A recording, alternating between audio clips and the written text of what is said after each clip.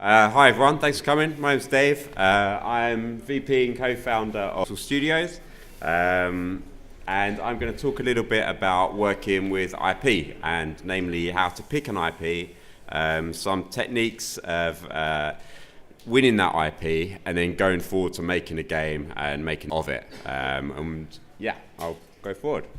So who are Big Pixel?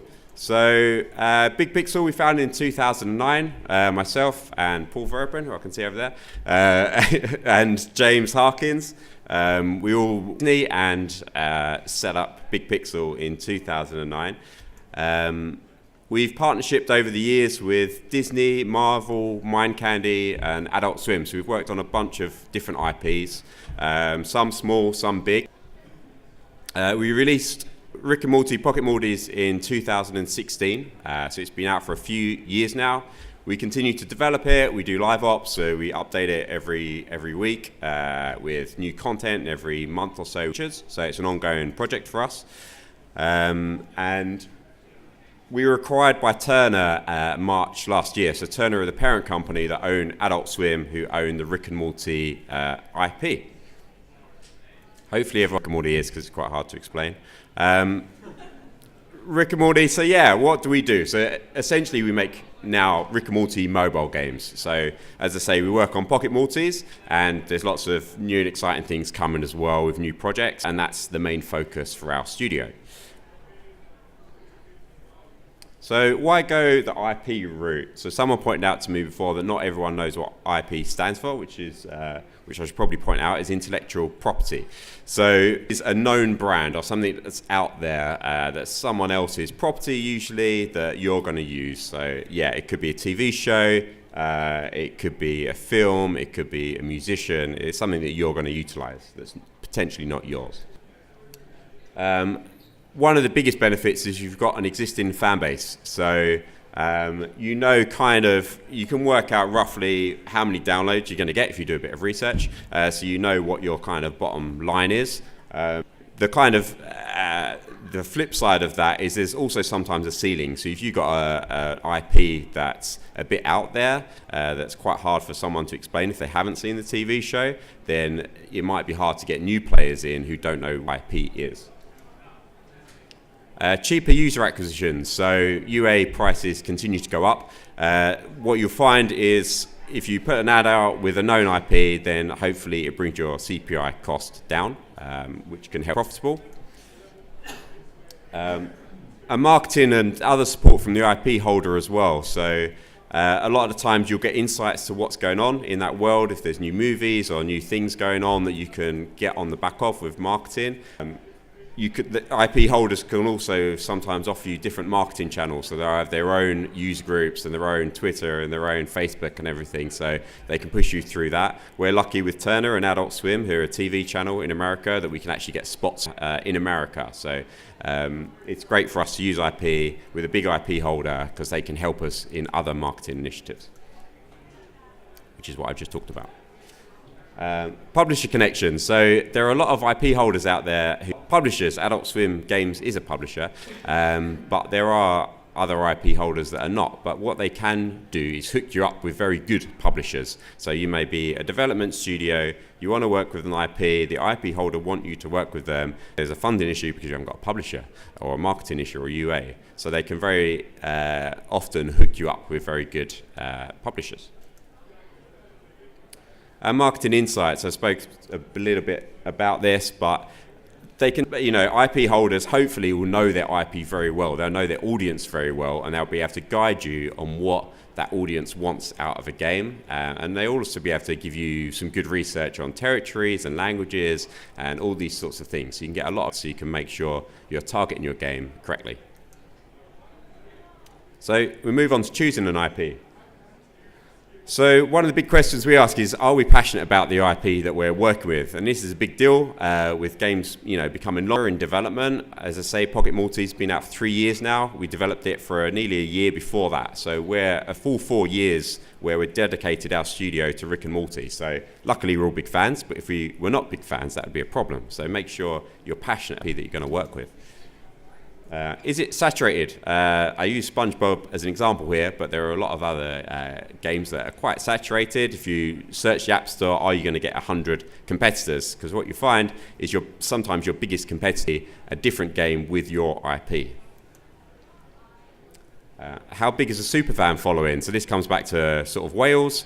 There are a lot of IPs out there that are very well known and may have huge numbers in terms of audience size. But what you really are looking for on top of that are passionate fans that are willing to really invest time and money into that IP just because they love the IP.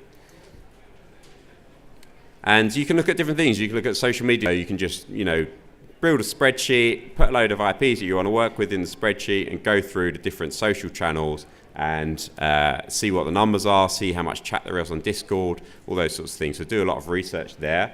But that will give you a snap. You really want is a trend. You want to see where is the IP going. So, is the IP dying? Is it dormant and flatline? Or is it actually about to blow up? So you want to try and pick a trend and try and get IP that's on the way up rather than flat. So one thing, I hope you can read that, one thing that I've used and we've used as studios in the past, which is cheap, it's free in fact, you can just go on Google and type in Google Trends and you can start putting in different search terms and you see what the activity is of those different terms that you put in. So here's an example, I put American Dad versus Bob's Burgers, and you can see that, 5 years ago, there was quite a big, and American Dad was, there was a lot more activity going on with just people searching for that term. But as time went on, they started to converge. So American Dad probably is a much more well-known with a bigger audience. But in terms of the activity going around the two IPs, you can see that they're getting quite close. And if you went to someone like Fox, I don't know, but you might be able to discuss a better deal for something like Bob's Burgers than you would for American, whereas American Dad already has games out there. You can kind of carve a niche on something that potentially has got just as much activity around it. If I put Rick and Morty on here, you'll see the different trends, and it makes it quite obvious what's going on with the Rick and Morty IP from the fan base side. So season 1, you can see like a small spike there. This is season 2. This is season 3. There's a pre-spike because first they released the first episode early as an April Fool's joke, and then they released the rest of season 3 there. So what we can see there is each season the trend goes up. And the other interesting thing here is when you look at season 2, the baseline before is lower than after season 2. So we can work out from that each season, or at least season 2 and season 3, that the audience grows. So it's not just the same audience that spikes every time there's a new season. We're actually growing new fans to that IP. So this looks like a good IP to work with. John Wick. One of my favourite IPs is John Wick, and we looked at it a few times, and a lot of people in the studio like it as well. So I thought we'd just see what's going on with John Wick. So you can see a spike there where the first movie came out. You can see a much bigger spike there when John Wick Chapter 2 came out, and they've announced and also released a trailer, I think, last week for John Wick. So yeah, who knows where it's going to be, but it's a great example of an IP that's trending upwards and would be potentially a good one to work with, I think. So you've done a bit of research, you've worked out some IPs you want to target, so how do you now go about it? So how do you go to that IP holder and target and try and win the pitch? So one of the biggest things is, do they know and trust you? So have you got a proven track record? And it doesn't have to be I've made a bunch of games with different IPs, they've all been super successful. At Big Pixel, we've had a lot of success off the back of games that we've made that were not financially successful, but they got us a lot of credibility. And it shows that we've got a proven track record of a certain quality bar. And pretty much every game that we made on our own IP ended up getting us a partnership or a work for hire opportunity. Out of this. So this is another big question. There's lots of different ways you can cut a deal when you're working with IP. So it could be purely work for hire. You could have a revenue share. You could be looking for recognition to raise the profile of your studio. or you could look in for that UA and that marketing support. So it's important to know what you as a studio or you and your publisher want out of this deal. And it could be a mix of all these things, but there's different ways to go about it. I'm going to talk a little bit about the pitching process. So the main thing is to keep it brief and simple. So what I'd recommend is don't go with a full 70-page game design doc as your first sort of foray into this. Focus on the premise and the art. So yeah, we kind of, I'll show you a pitch in a minute, but don't assume that the people you're showing it to are going to use their imagination and look at your mock-ups and say, well, yeah, month's time, I know that's going to be much better. So spend a lot of time on your artwork and make it as polished as possible. Include references to mechanics. So another tip, keeping things simple, is if your game is like another mechanic, just say it's like that mechanic. Don't describe something that already exists out there. Go easy on the puns and in-jokes, so especially when you're working with an IP like Rick and Morty or something comedy-based, it's very easy to just stick a load of wubba-lubba-dub for your pitch deck, but it might not impress people too much.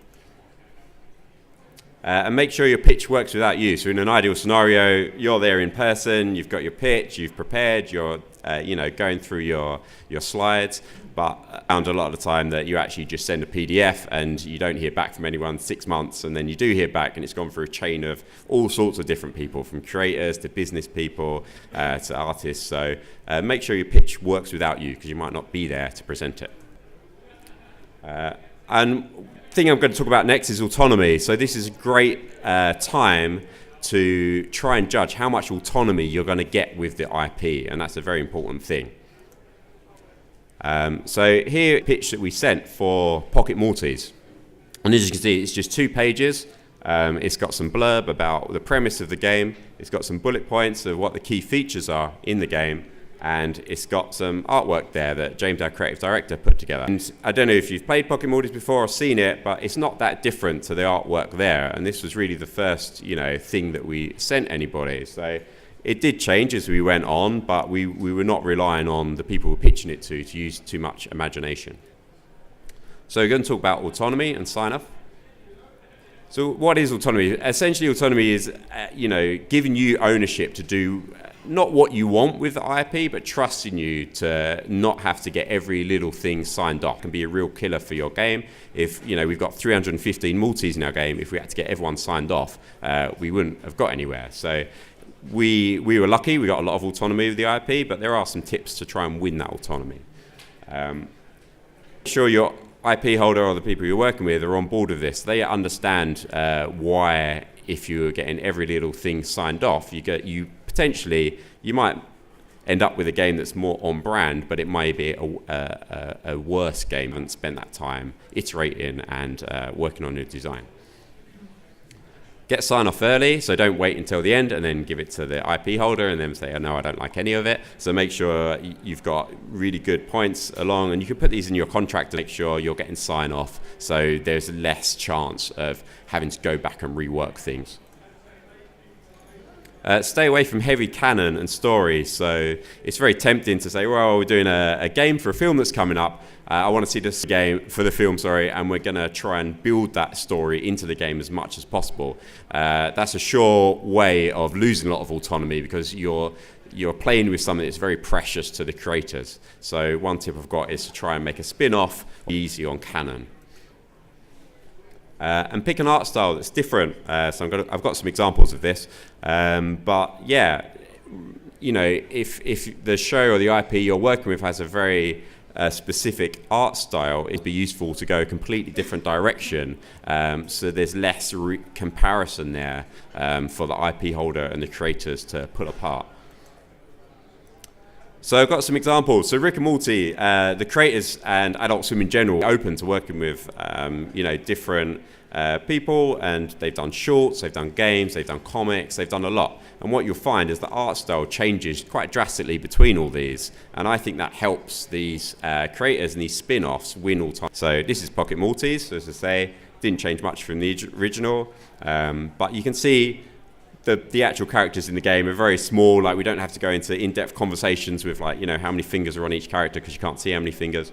So yeah, there's one over some autonomy there. We've also worked with Marvel in the past. So this is Thor, and we worked on an Avengers game, and Captain America as well. And you can see for those games, we chose a pixel art style to try and differ us from the live action or comic books or anything else that went on in the Marvel universe. And that helped us win some autonomy. Rick and Morty, as I say, I've worked with different creators before. So this is Run the Jewels. So you can see the music video that it had Rick and Morty in it, or featured Rick and Morty, and they went for a very different art style. This is Bushworld. I don't know if everyone's seen Bushworld, but you should check it out. It's very funny. It's a short made by an Australian animator, and again, art style. This is virtual reality, which is the 3D PSVR and different platforms. Again, very different art style to the show. And Paul Robertson has done some shorts. You can watch Adult Swim's YouTube channel, and again, they've gone for pixel art style, so there's less opportunity there to go back and forth with the creators. Moving on to delivery, I think it's my final bit.